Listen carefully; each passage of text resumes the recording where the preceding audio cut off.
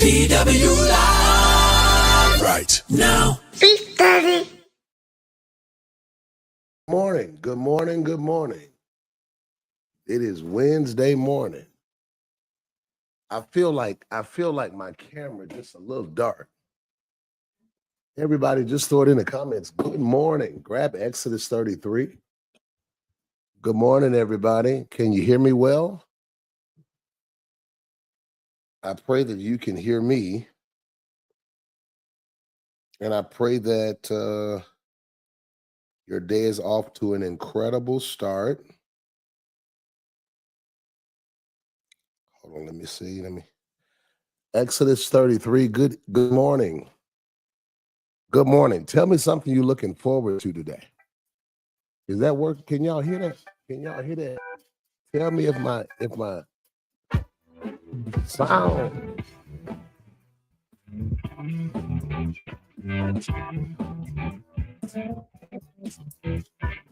Good morning. Good morning. Good morning. Good morning. It's been a minute. It's been a minute. Are y'all happy that we back online? Okay. Everybody throw it in the comments. Settle down. Settle down. Summer is coming to an end. Kids are settling. If they're not already in school, they're on their way back to school. It's going to be an incredible day. My son is in day 3. He woke up Monday and said, I ain't trying to go to school. I'm just not trying to go. And then I picked him up Monday after school. I said, how was it? He said, she all right. She go. Okay, good morning. Come on, settle down. Come on, grab your Bible. Grab Exodus 33 and Exodus 34. Sonny, good morning. Y'all tell me something good. What are you excited about today? What has God done for you lately? It's been a while since we've been online in the mornings. And honestly, I've just been kind of convicted to be quiet, and now we're back in this season where even myself, we're settling back into school as I'm excited. This is my senior year. Yeah.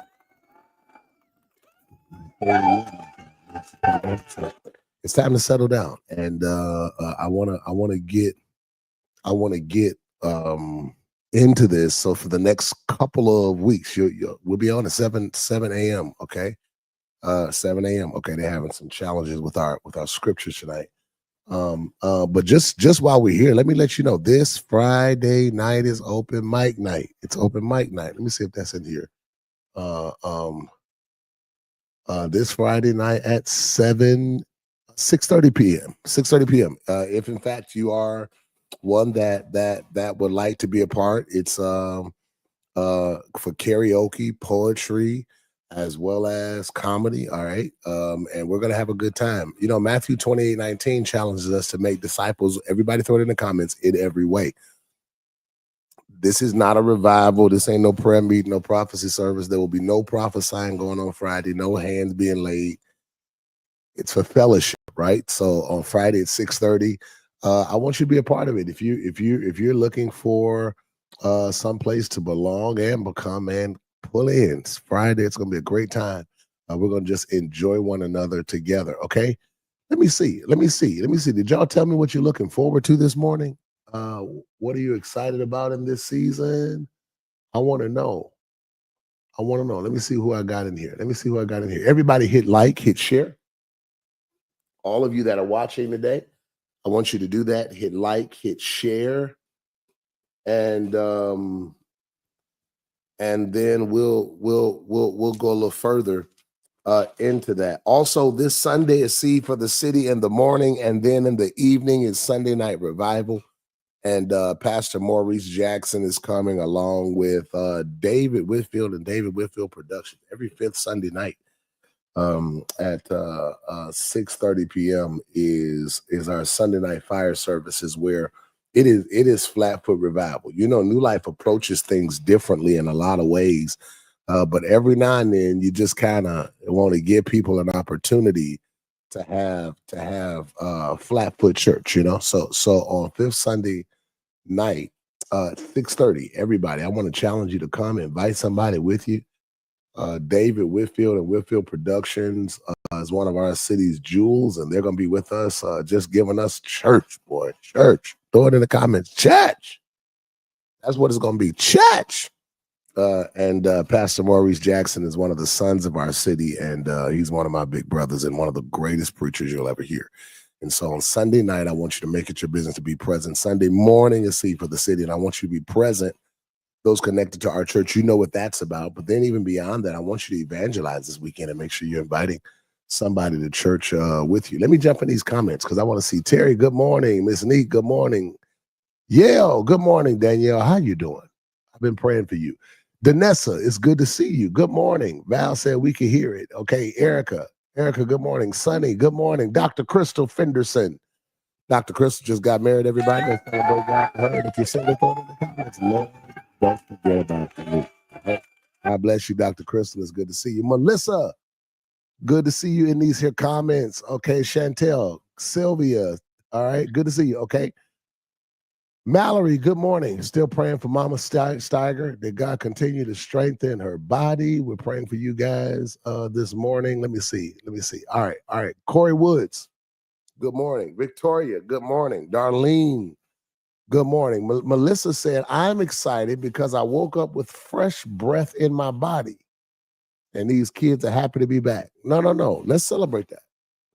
No, every morning I believe you ought to wake up and just let yourself know, man, it's a new day. It's a brand new day. Kind of wake up every morning, find your footing, find your faith. It's a brand new day. So yeah, I'm with you. These kids are excited. That's good. Corey said, I'm excited. I'm excited to get to work, actually.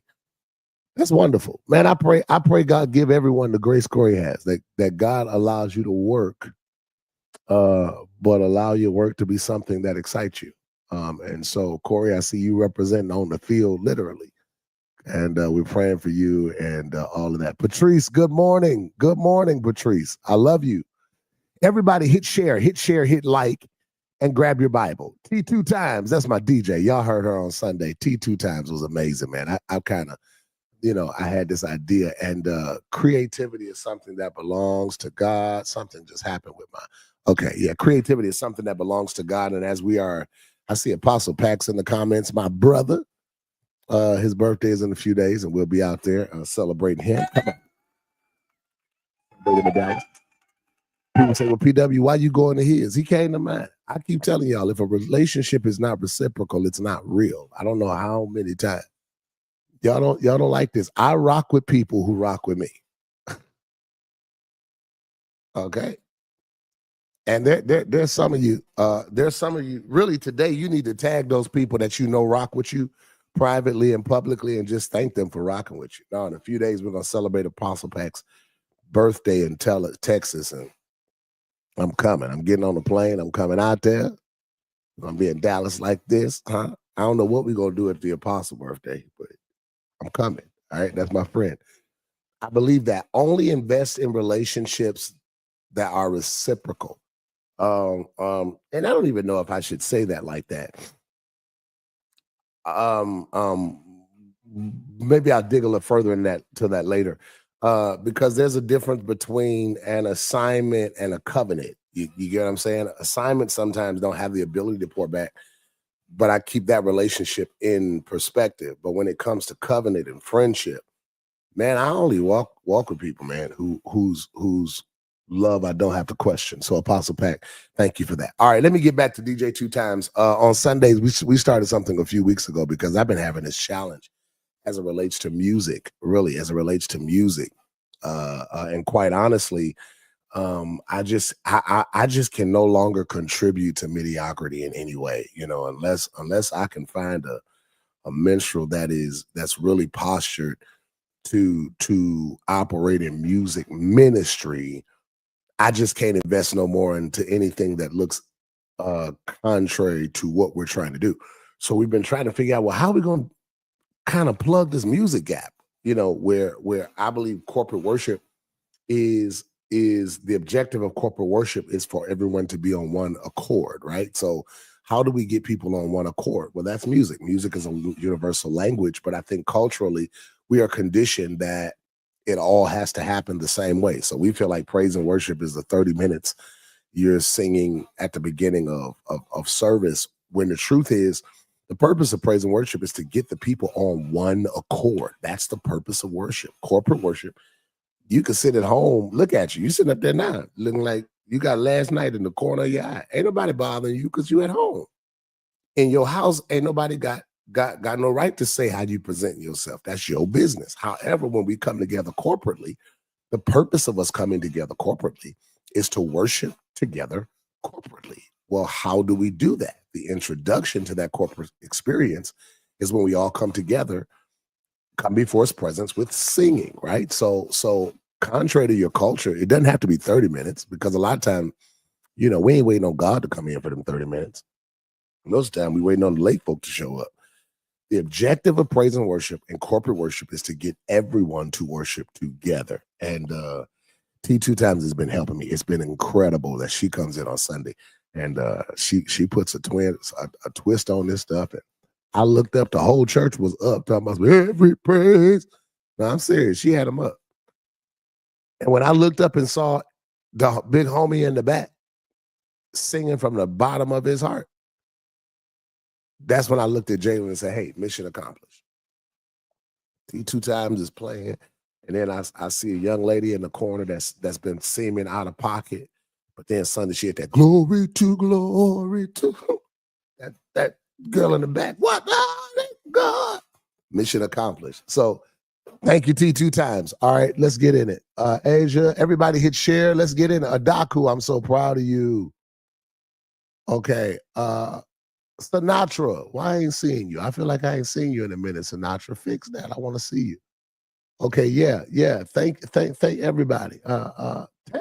Good morning. Let's get it. Exodus chapter 33. Exodus chapter 33.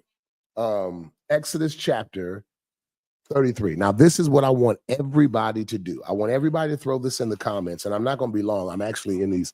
Did I tell y'all I'm a senior this year? Did I tell y'all? For the next couple months, my name is Welton. What's your name? Senor. Huh? Senor. Call me Mexicano. Huh? So I'm now in a class on Wednesday morning from 8:30 to 12:30. So I'm gonna dig into this, and then I'm going to get going. But I want everybody to throw this in the comments, and this is our thought for today. Pitch a tent. Come on, pitch a tent.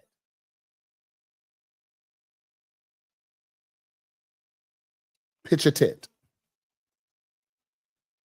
Pitch a tent. Come on, everybody. Noel, good morning. I hope you all are coming to Bible study tonight. I'm going to dig a little bit deeper into this, because this is a season where your spirit must be sensitive, which every season you need to be sensitive to the Spirit of God. But this is one of those seasons that God is calling you. And if you've been rocking with us for the last couple of weeks, you know it's the season to do two things: stretch out and dig deep. Pitch a tent. That's what I want to deal with.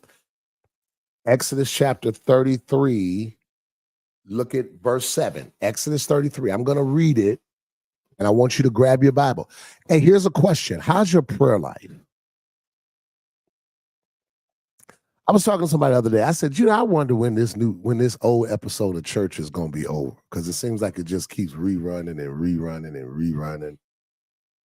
It seemed like church today is like a broken episode of Martin. You can time it. We're going to shout at this time. We're going to run at this time. It's like the same routine. And it seems like our church programming is back in effect. It seems like culturally, I'm watching. I told somebody, y'all have more church than God does. You coming to church? Well, no, God ain't coming. I ain't coming. And I think we're back. Church is back in heavy rotation. Church is back in heavy rotation. And I've urged you for the last couple of years, and I know that sometimes I can sound like a voice crying out in the wilderness, because everybody's saying this, and then here I come saying this, but I really pray that you do not allow your future to miss God getting caught up in church. Everybody, throw that in there. Pitch a tent, and hit share. I want you to tag those people that's been rocking with you, and just like the three Hebrew boys when confronted with Nebuchadnezzar's idol. There's some of you that feel like the minority because while the majority of people around you have compromised for the culture, they bow down to this new image of God. And I mean this. And I'm very careful at our church not to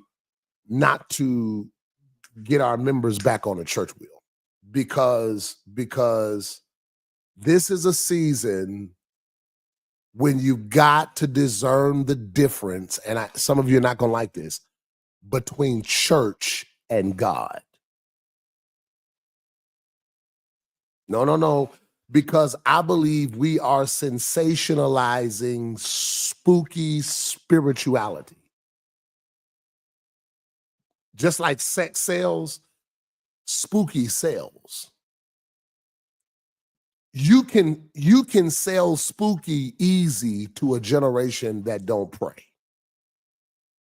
Because when you pray for real, you realize you don't need to be spooky. He heard me. Man, I felt that. Somebody just need to throw it in the comments. He heard me. He heard me. And I think we're trying to replace obedience with spooky, like with drama. So now I see y'all throwing sheets on folks, stringing water, the trumpets is blowing, the prayer shawls got new patterns on them, the conferences. I mean, it's copy and paste. And if you're not careful, if you don't know God, you will fall for this image and idol that people settle for. No. I need you to do two things in this season. Hear me. Stretch out, write it down, and dig deep. In other words, pitch a tent. Pitch a tent. How is your prayer life? Because I cannot tell you enough. Your walk with God is revealed in two truths: your prayer life and your knowledge of his word, not your playlist, not your group chat where y'all send each other prayer threads every morning. And hear me, social salvation is scary to me. You know, all of us, we fasting together. Well, I mean, I need you, and I want you to hit share. I want you to hit share. How is your prayer life? Because if you do not have a prayer life, you do not have the ability to hear God for yourself. And I want you to get this. And because you do not have the ability to hear God for yourself, this is why you keep being given over to these crazy things people keep telling you about it. No. What's your prayer life like? Okay. And for those of you that's like, Pastor, I'm trying to work on my study. Okay. So where should I start studying? Start where we are. We're in Exodus 33, 34. And Exodus 33 and 34 is really the chapter in Moses' life. And I really want to talk about this living in a different light. I want to talk about that. Living while everybody's doing this, Lord, keep me lit in a culture that's making everybody dull. Okay, now I want to give this to, I'm in Exodus 33. How's your prayer life? And this is a question not for you to answer in the comments. This is a question for you to answer in your own prayer and private time. Certainly you have time. The reason you're on live this morning is because you made time. Look at me. Dig deeper into your prayer life so that you can hear what God is saying to you, so that you are not confused by what you're hearing him say to others. So look at this. Exodus 33, Moses is in the middle of the wilderness. Okay. Everybody in this on this everybody in this comment section that knows I'm teaching to you, you're in a season of your life that is not as bad as Egypt was, but it ain't as beautiful as the promise is supposed to be. I'm like in the middle. I've obeyed God. I'm not stuck there, but I still haven't arrived to where I'm going. It's like I left where I was, but I'm not where I'm going. I'm in the middle of it. If I'm trusting him, I got faith, I believe him. I know he brought me out. I just don't know when he's gonna take me to where I'm going. If that's you, throw it in the comments. It's wild out here. Come on. It's wild. It's wild out here. It's wild in a mug out here. You don't know what to do. You don't know here's the thing. Because the crowd is confusing, the only thing you have to keep you grounded is your conviction. I pray God strengthen your conviction. Come on, it's wild. I want to know. It's wild out here. It's wild out here. Whenever life gets wild, right? You get between there and there. Those moments when you're confused, exhausted, anxious, that anxiety kind of kicks in. Whenever you find yourself in that wild spot, it's a great time. I see it. It's a great time to pitch a tent. Now I need to get this. I'm in Exodus 33 now. I need to get it to you now. Because I keep telling you, Moses has been resilient this entire time. He's overcome challenge after challenge, obstacle after obstacle, attack after attack, enemy after enemy. Pharaoh, his army has been drowned in the Red Sea. He's already dealt with so many enemies, and now he's gotten to a place where he's anointed, but he's exhausted. I keep telling you, nobody wants to talk about how exhausting resilience is. Nobody ever talks about how much it takes out of you to keep bouncing back. And then you find yourself like, God, can I just have a chapter where I don't have to bounce back? Can I at least get a chapter where I can finally just be? And now Moses is right here in Exodus 33, where now he's been resilient, he's been faithful, he's been obedient, he's been committed, he's been persistent, but he's tired, man. Because nobody wants to talk about the fact you can be tired of doing the right thing.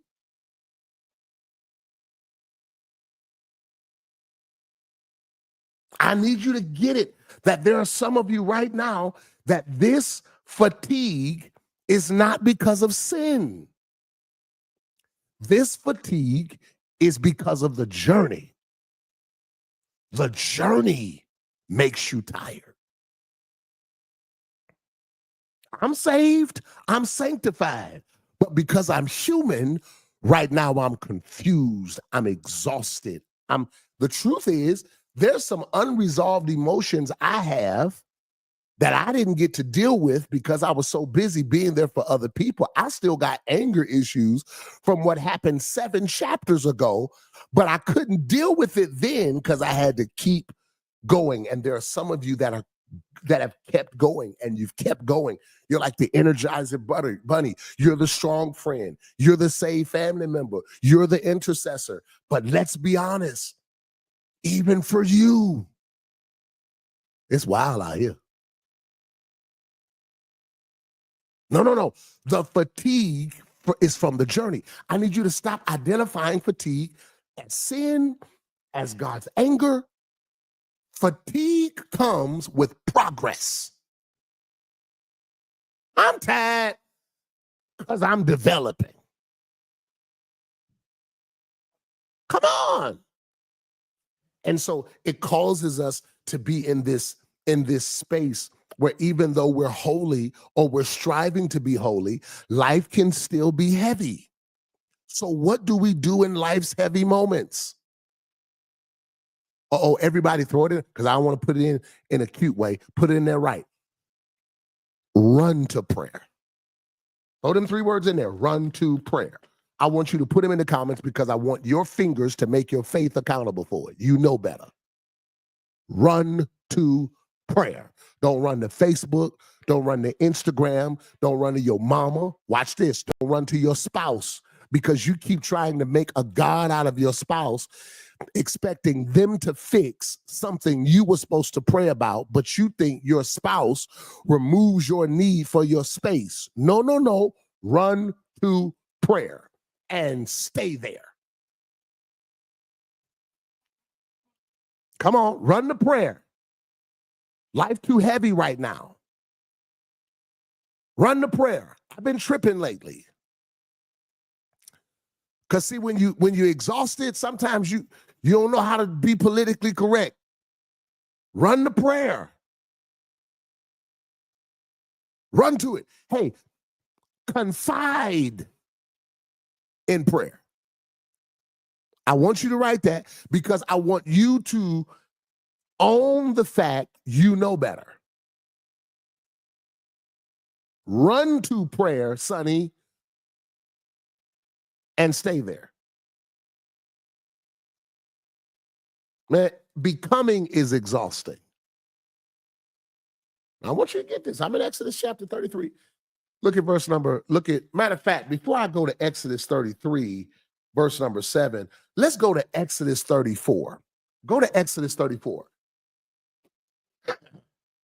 Begin at verse 29, because I've been in this teaching on living in a different light. And what I've been teaching is the culture wants to make you heavy, wants to make you bitter, wants to make you petty, wants to make you jealous, envious.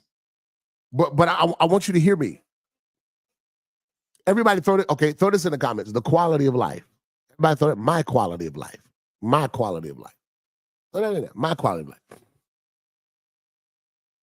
I was watching the internet the other day at YouTube, and I saw, Sundays after church, I come in, I watch church. I want to know what's happening. And so I sat up, and I was sitting there. Come on. I was sitting there. And YouTube, you see all the little thumbnails. And I watched. And it seemed like everybody on every thumbnail was mad about something. Oh, they was mad about something. Ooh, I was watching the gospel people mad at Norman, what's his name? Isaac Corey with Norman, the guy from the producer. They was mad about that. Then last week at the Stellars, Todd Delaney. Todd Delaney y'all done got mad. Todd Delaney done told the men to look like him.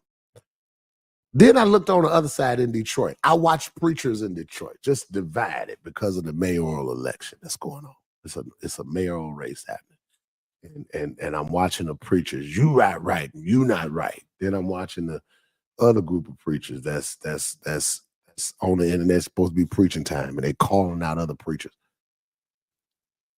And I looked and I said, if you're not careful, these people that represent God will take and drain the very joy he gave you. If you listen, everybody's so angry. I was listening to one preacher the other day. Before church, when I was growing up, we used to listen to Gilbert Patterson. What did y'all used to do growing up in church? G.E. Patterson. My mom used to play Bishop Patterson in the house on Sunday morning. It was Bishop Patterson and Bobby Jones gospel. We'd get ready on Sunday and turn the TV on because it get your heart right for church. So I've been looking for something to replace it with. And the other day I said, okay, I'm gonna turn on some preachers. I'm gonna turn some preachers on. And the preachers gonna get my spirit right. I turned these preachers on Sunday. I said, y'all's God is so upset. I turned one preacher on and said, no, I said, he's angry. Then I listened to another woman was preaching, and her thing was the judgment of God. The church is under the judgment of God, and God is grieved, and you will be judged. I said, Jesus, he's still on judgment. I've been making changes. Then I saw another one, a prophet. He talking about America is damned. I said, well, not damned. I mean, I live here. You mean tell me all of us? What are you laughing at? If you're not careful, the God of the church, this God of this church culture, he's so angry, he's so bitter, he's judgmental. I just don't believe the God I serve is that angry. And if you're not careful, you will allow your faith to be forged in foolishness.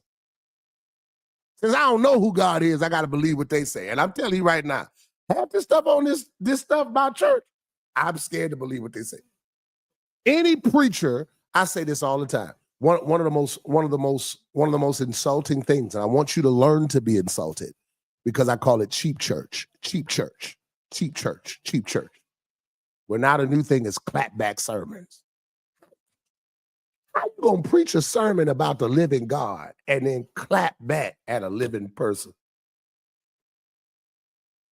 Oh, it's scary. And if you're not careful, the God of the culture will confuse you as to the character of the God of the Bible. Oh no, you got to wear a prayer shawl to pray. Take that shawl off. Just open your mouth. You don't have to pray with props. Pray with purpose. Come on. And I'm concerned because there's so many people that are searching for the spiritual and searching for spirit and for searching for salvation. And because of the culture, because you're searching for it, they told you that this was church, and you'll turn on YouTube and you'll click somebody. And if you're not careful, who God is will get lost in who they say he is. Which is, how do I fix that, Pastor? Simple. Pitch you a tent. I'm in Exodus 34, verse 29. Okay, look at this. And it came to pass, I'm in verse 29 of Exodus chapter 4, that when Moses came down from Mount Sinai with 2 tablets of testimony in his hand, when he came down from the mount, that Moses wist not that the skin of his face shone while he talked with him. And when Aaron and all the children of Israel saw Moses, behold, the skin of his face was shining. His face was so lit that they were afraid to come nigh him. Now, this is what I'm trying to get you to. This is what I'm trying to get you to. I'm trying to get you to live in a different light. All of this stuff that the negativity that the culture is trying to pull you in, the negativity, the pessimism, the politics you're trying to get sucked into, it's all designed to take away from the quality of your life. Do you know how exhausting it is arguing with people in the comments? Do you know how exhausting it is trying to get everybody straight that you think don't agree with you? No. And if you're not careful, those things make life heavy. Remember, his yoke is easy and his burden is light. So how do we live in this light that Moses saw? The Bible says that Moses not only spent time with God, but he spent so much time with God that the light of his countenance began to change. Lift up your hands. I decree over this live, and I speak over your life that you're getting ready to hit a chapter that's going to leave you looking like God.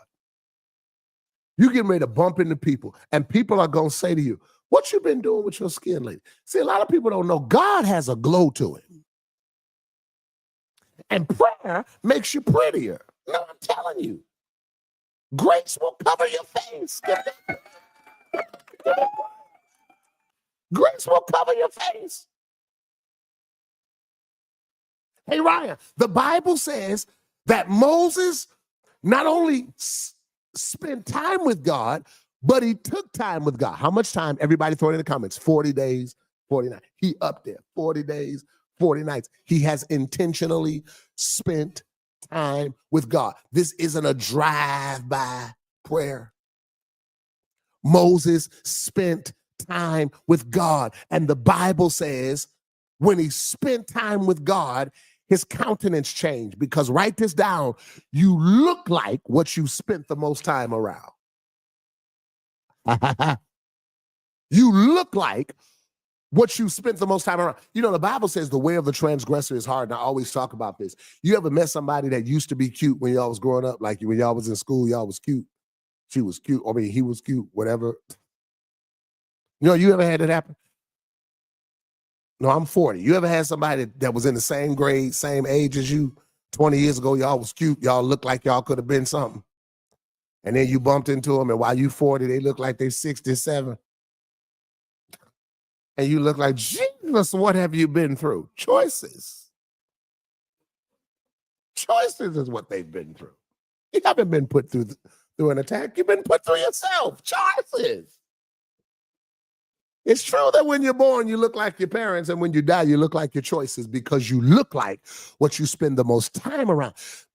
On the other hand, you ever met somebody got out of a bad relationship and into a good one, and all of a sudden started looking pretty? You're like,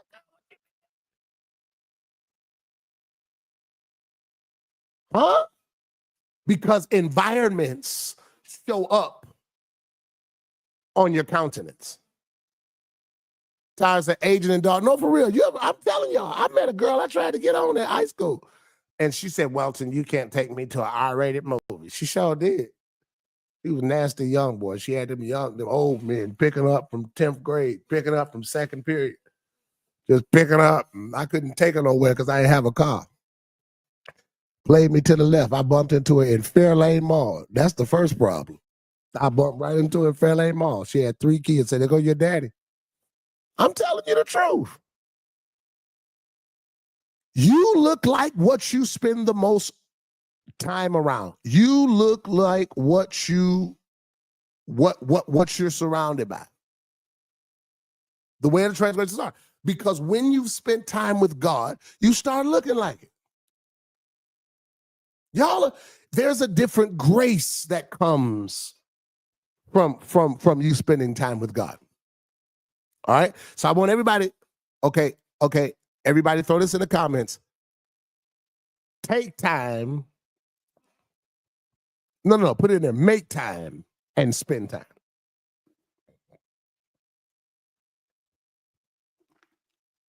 Now I want to go back to verse number 7 of Exodus 33, and then I'm going to let you go. It's 7:45. I'm going to let you go.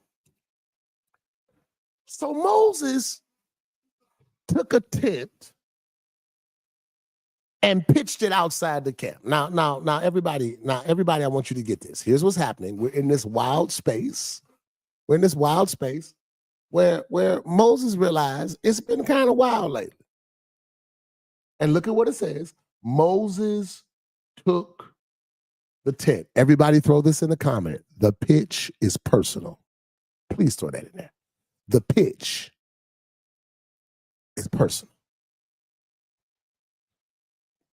Come on, the pitch. Prayer is your pitch. And a lot of you keep trying to cheat God by making prayer social. Social prayer is not powerful. I keep telling you, stop getting on the internet fasting for your friends. Your friend has your reward. The Lord's not hearing you. You're just hungry. Fasts are not announcements. They're sacrifices. So when it comes to prayer, I need you to get this in your spirit. It is not supposed to be a Facebook post. Why are you on Facebook talking about some dear Lord today? He does not have a Facebook page. And I promise he ain't reading it. This pitch, prayer is a pitch. And this pitch is personal. Look at me. You're on with me for 30 minutes or so. This is what we call discipleship, development. This is what we call impartation. This is what we call teaching. This is not prayer. Because until it is private, it is not powerful. Imagine. No, I'm not gonna say that because somebody's feelings is gonna get hurt, and I'd be like, I'm not gonna do that. The pitch is personal. Okay. No. I want to get that. I need your spirituality to stop being social. It's sacred. You don't fast for Lent, plan, I'm gonna stop drinking for Lent. That's not nothing. You don't go on a fast planning to stop for that time. You go on a fast praying that the habit be broken. The pitch is personal. And Moses, put it up there, verse number 7, and Moses pitched, he took the tent and he pitched it outside the camp. Now, I want you to get that. Number 1, the pitch is personal, but then number 2, look at this. And then he did it a good distance from the camp. All right, everybody throw this in the comments. Create distance. What if I told you a lot of areas of your life, you don't really need deliverance? You just need distance. Come on. Throw it in the comments, create some distance. Y'all not enemies. You just need to learn how to be distant friends. And there's some of you right now that let's be honest, you need to create some distance between you and the camp that kind of got a little wild here lately. I want y'all to get that. Create some distance. Wait a minute. Create distance away from your camp. I continue to tell you, and I really wish y'all would get this, because now again we're at this social salvation. You know, me and my friends, we fasting for Lent. Shut up. That ain't nothing. I told my friend we gonna read the Bible in a year. For what? What is? That's the dumbest. Why is everything a race? Why would you read the whole Bible this year? What you gonna read next year? Oh, hold on. Okay, create distance. What are you saying, P-Dub? Watch this. Watch this. There are some places in God and in purpose, and I want you to get this. You can only go alone. Y'all are not going to like this. There are some spaces in life you can only grow alone. Do you know that there's a space in your life that the worst thing you can be is with somebody else?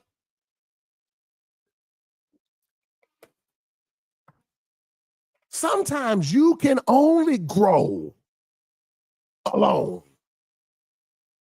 You know, when you grow up, you start realizing, you ever had one of them nights where you like, I don't want to be around nobody. I don't want to talk. I don't want to go out. Not because I have a problem, but I'm in a space where I don't want to have to be mindful of anybody else. I don't want to be mindful of what you need. If you happy, I hit some spaces in my life where I got to go alone. And there's some of you right now that, let's be honest, the reason your life is wild is because you don't have yet the courage to move by yourself. You don't have the courage to move alone. You don't have the courage to pray alone. For some reason, you know how insulting it is to God for you to mispurpose a person in your consecration. Here it is. God's called you to prayer, called you to fasting, but you don't love him like that. You don't obey him like that. So when you knew he was calling you to a place, you called your friend and told your friend, let's do this together because now I need an accountability partner to make sure I wait. Y'all ain't gonna talk. You ain't grown. And you make sure that I'm up at 6 because I got, you ain't need somebody got to wake you up for prayer. Did anybody have to wake you up when you was leaving for the cruise? You was up all night like this.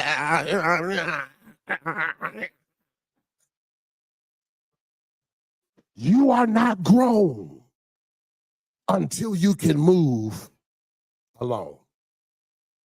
Too much of your conviction requires company. Create some distance. When was the last time you did it alone? When was the last time you went to the movies alone? When was the last time you went to dinner alone? I don't want to go to dinner by myself. What will make you think I want to go with you there? Some of you have lost yourself because you've made a living off of who you're with and you've forgotten who you are. You need to pitch a tent. You're going to pray if they praying. You're going to fast if they fast.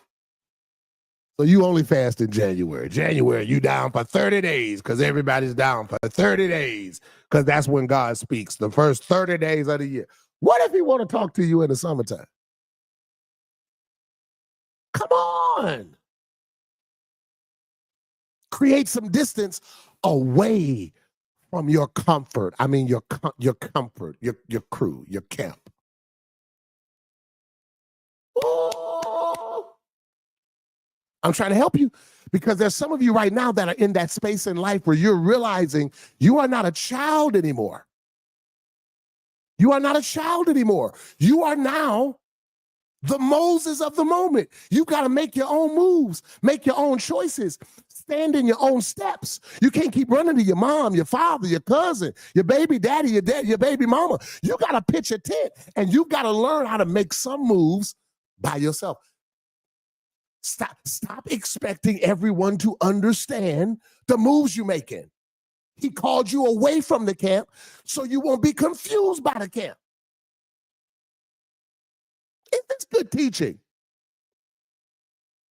Your prayer life cannot be a group project. I'm texting God. You ain't texting God. God texts you.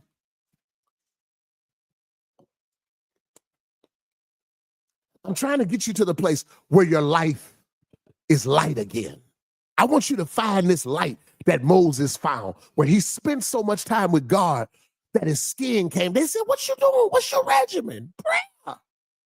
Somebody said, what is you doing for your face? I sing Amazing Grace. How sweet the sound. It makes your skin clearer. Prayer will clear the skin I'm in, huh? Prayer will clear my skin and my sin. Let's give God praise. Okay. My walk is personal. Stop letting your light get caught up in their opinion. Is this good? Okay, I'm going to stop because I got Bible study tonight. Okay, I got Bible study tonight at 7 o'clock. And if you're able to come, I want to dig in. Because I want you to, it's taken away from the quality of your life. Stop arguing with people that's dumb. These ain't worth arguing with. Nigbots. It is taking away from the quality of your life, the quality of your day, the quality of your joy, the quality of your being, to be committed to company that does not have the capacity to cultivate who you're called to be. You need to step away, pitch a tent. Now here's what's important. Okay. Here's a good question for you to take away today. What does my tent look like? What does my tent look? Okay. The pitch is my prayer, but the tent is my place.